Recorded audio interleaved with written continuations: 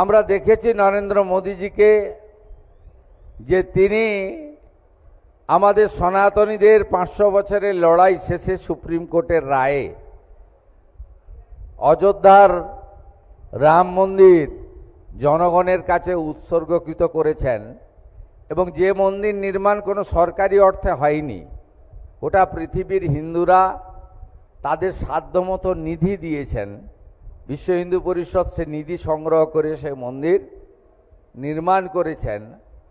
যে অযোধ্যার মন্দিরের জন্য প্রায় 3 লক্ষ মানুষ হিন্দু তারা আত্মবলিদান দিয়েছেন, 85 বার মুঘল পাঠান হানাদারদের আক্রমণে ক্ষতবিক্ষত হয়েছে ভগবান রামচন্দ্রের পূর্ণ জন্মভূমি।